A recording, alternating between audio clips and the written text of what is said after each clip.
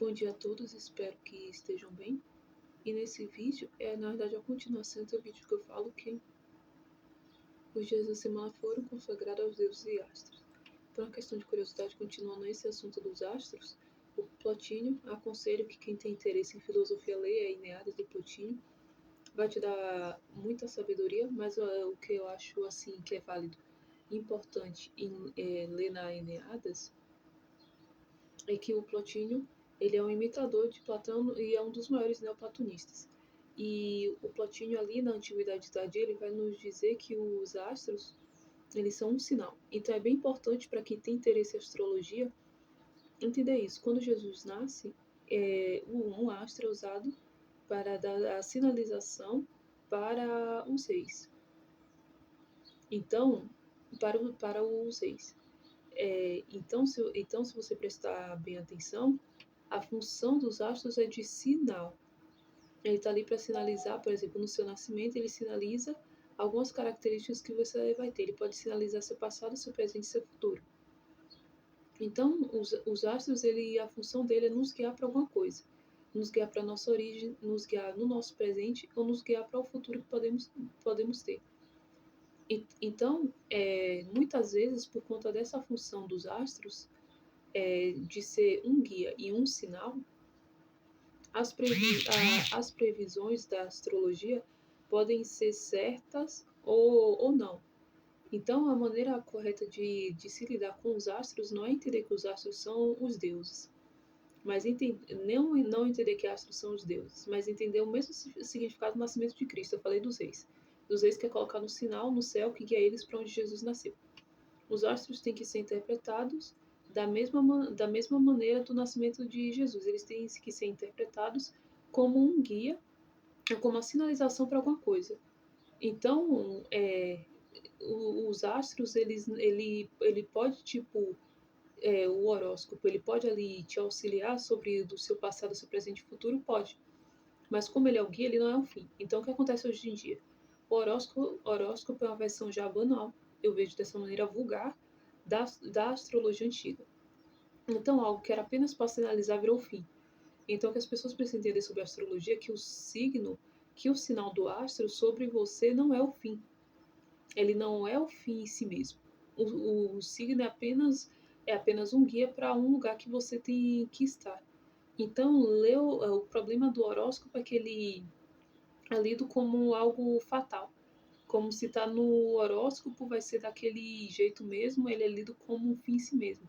Mas na astrologia antiga, os astrólogos antigos viam ele apenas como um sinal, não como algo que você pode ler tipo de uma maneira tão categórica e tão como se ele fosse o fim em si mesmo, como um sinal no céu colocado, depende aí da sua fé. Você pode acreditar que esse sinal vem de Deus, como o nascimento de Jesus, ou que esse sinal vem dos deuses.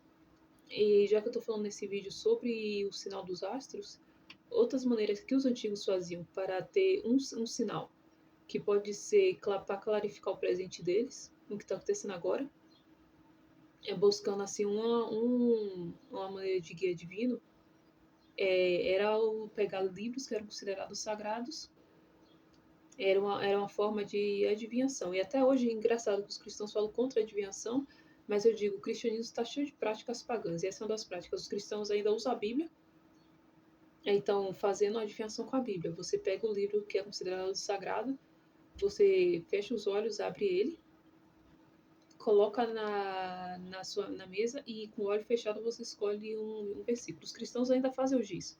É uma adivinhação. E a adivinhação na Bíblia diz que é pecado, mas como eu disse, o cristianismo está cheio de práticas pagãs, e essa é uma das práticas pagãs que está no cristianismo. Mas não só os cristãos fazem isso, o Islã também eles fazem isso com o Alcorão, mas o que os antigos faziam? Os antigos faziam isso com livros que eram considerados que continham a verdade. Livros que continham a verdade. A Ilíada, do Homero, Odisseia e também a Eneida. A Eneida, conta aqui uma curiosidade para vocês. A Eneida, um rei utilizou a Eneida para saber qual seria o futuro dele.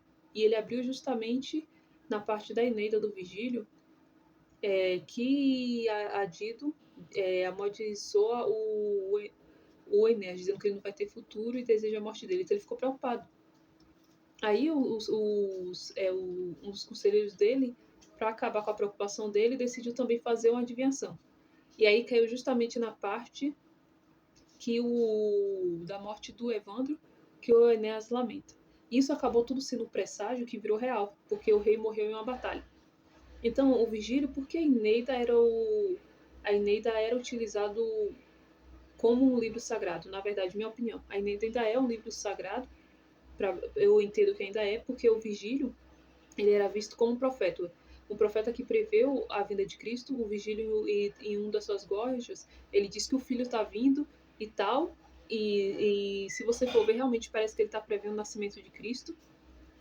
O Virgílio, na verdade, na Eneida, ele fala de inúmeras profecias do que vai acontecer em Roma no futuro. O Virgílio se considerava um profeta e um oráculo do deus Eros, então ele era visto como um mágico, por isso que a Eneida era lido dessa maneira. Eu ainda acho que a Eneida é sagrado porque, na minha concepção, a Eneida contém muitas verdades e o Virgílio realmente era profeta, porque ele prevê inúmeras coisas que iriam acontecer. Então, se o Virgílio tinha algum dom espiritual, tipo profecia, os livros dele têm que ser vistos dessa maneira, dadas as coisas que ele preveu e que realmente aconteceu. E Eneida é um desses livros sagrados do mundo, e no caso da Lília e da Odisseia, porque eles também são sagrados e porque eles contêm a verdade. O Homero fala muitas verdades, tanto sobre da natureza humana, por exemplo, o Homero diz que não existe nenhum animal mais sombrio do que o homem, que rasteja pela terra, não existe nenhum animal mais sombrio que o homem. O Homero, ele é duro, e o motivo do Homero ser duro é porque, se você lê a Odisseia e a Lida, na verdade, o Homero ele fez uma grande denúncia, um alerta da violência do homem. A Lida e a Odisseia mostra exatamente a crueldade e a violência do homem, e na verdade não dá para ser lido como se o Homero está exaltando a guerra e a violência. Ele não exalta a guerra e a violência, na verdade ele está denunciando ela. Tanto se Homero está tanto denunciando a guerra e a violência dos homens e falando a verdade da natureza humana, o Homero, tanto na Odisseia e na Ilíada, ele fala duas coisas: a verdade da natureza humana, com todas as nossas complexidades, tudo de bom e ruim. Tá? Ele não mostra só o lado sombrio do homem, ele mostra o lado bom do homem também. Acho que o Heitor é o melhor exemplo disso, que ele tenta fazer isso tudo para proteger sua família. Então ele mostra o lado bom e sombrio da humanidade, e ele, na verdade, ele denunciou que os gregos antigos já haviam nos denunciado há muito tempo: a guerra e a violência do homem, porque no final da Odisseia ele utiliza Atena para acabar com a guerra. Então, por isso que a Ilíada e a Odisseia, eles sim, também são livros que contêm a verdade, também eles eram usados na adivinhação. Era só essa curiosidade que eu queria falar com vocês nesse vídeo. Gostando do conteúdo, não deixe de dar seu like e seguir o canal. Tenha um bom dia.